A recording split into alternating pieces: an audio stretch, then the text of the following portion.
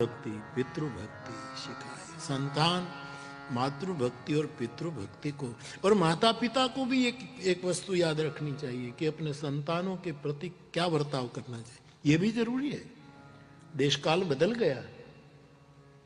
माँ बाप को भी चाहिए कि अपनी संतान की ओर, बेटी हो तो माँ बाप को चाहिए बेटी को कभी ऐसी शिक्षा न दे कि तेरे माँ बाप के ही तू हो रहे।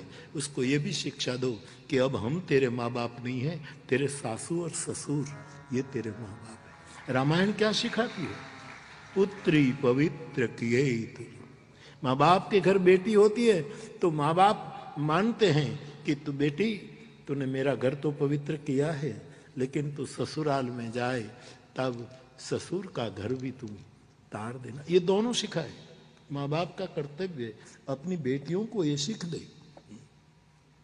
गांव में तो मैं पहले बहुत बोलता था इस पर। गांव में तो शू के माँ ज वळावे दीकरीने त्यारे एम के बेटा ससरावाळा तने 2 शब्द कहे ने तो 4 चोड़ी देजे।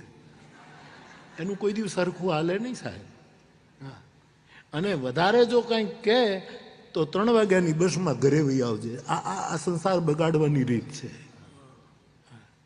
और ये तो लड़की और माँ बाप की बात है, लेकिन लड़के और माँ बाप की बात, माँ और बाप को चाहिए लड़के के मन में उसकी पत्नी के विरुद्ध में विष न डाले, वरना तुम डिस्टेंस पैदा कर दोगे। तेरी पत्नी तो ऐसी है, तेरी पत्नी तो ऐसी है, ये भी खतरनाक है। ये माँ बाप का फर्ज है। याद रखो वी आर 7 याद रखो, हम संयुक्त। तो जैसे हम माँ बाप की भक्ति करें वैसे माँ बाप का कर्तव्य है। जनकराज जानकी को वनवास में देखकर कहते आंख में आंसू आ गए, जानकी बेटी आज मुझे लग रहा है पुत्री पवित्र किए कुल दो। मारा बाप तूने रघुवंश और हमारे जनक कुल का वंश दोनों को धन्य कर दिया। गंगा को उतरी पवित्रता लेकर, प्रवाह लेकर, लेकिन 3 जगह उसने पावन की, हरिद्वारे, प्रयागे च गंगा सागर संगमे, 3 जगह। लेकिन हे बेटी तूने तो नकिन विधियंड करोड़ी, तूने तो 14 भवन पवित्र कर दिए। ऐसी बेटी। जानकी को विदाई देते हैं तब मानस में लिखा है, सास ससुर गुरु सेवा करे। और सासुओं को और ससुराओं को भी मुझे कहना है कि बेटी को कभी उनके माँ बाप का स्थान नीचे गिरे ऐसे कभी वचन नहीं सुनाना। बेटी के मन में बाप का बहुत ऊंचा दर्जा, माँ का ऊंचा दर्जा। तो सब अपने विवेक को संभाले और याद रखे वी आर 7।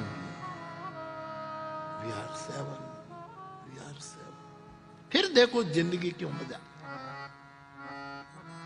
इसलिए मैं इन बच्चों को कह रहा था, मेरे अगल बगल में हो, मेरे जाने के बाद 35% भी आप अपने जीवन में उतारो, तुम्हारे घर में कभी संकट क्या आएगा।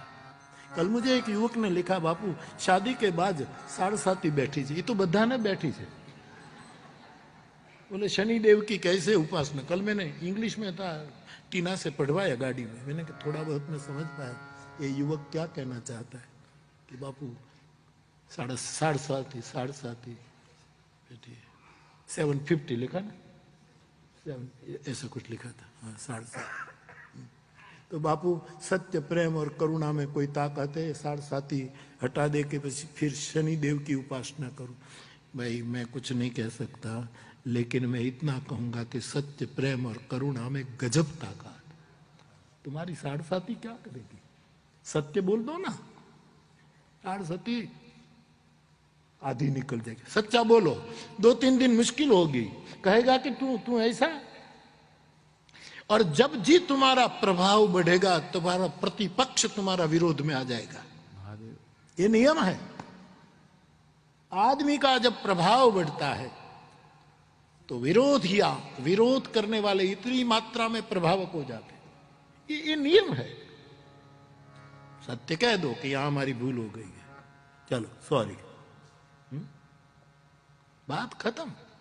पति पत्नी को तो मैं इतना ही कहूं कि सोने से पहले रात को तुम इधर से जॉब से आए, वो इधर से आई, रात को खाना खाया, टीवी देख लिया, बच्चों को सुला दिए और फिर रात को सो, इससे पहले दिन भर तुमने जो जो मल्ल कुश्ती की हो, इन सब का क्षमा प्रार्थना करके मुस्कुराते हुए सो जाओ। कोई नवो सूरज उगसे साहब, कोई नया सूरज निकले। थोड़ा सा काम करना है, थोड़ा सा काम। 7:30 शू करे? सत्य कह दो कि मेरी भूल है, પણ પત્ની પોતાની ભૂલ ના એમ જ કે નહીં નહીં હું સાચી છું, પેલો ઉકો એમ કે હું સાચું। આ હંસલો ને હંસલી માનસરોવરમાં રહેવા જોઈએ, એને બદલે ક્યાં રહી ગયા એ ખબર પડતી નથી। મોતીનો ચારો ચરનારા, दुर्वाद अपवाद। और अपने बच्चों की उपस्थिति में तो कभी गाली गलौज करना ही मत, हत्यारे मत बनना बच्चों की मानसिकता के। पलने में पौधा हो ना तो भी बात उसको असर करती है, सावधान। तो माँ बाप का भी कुछ कर्तव्य है ऐसे।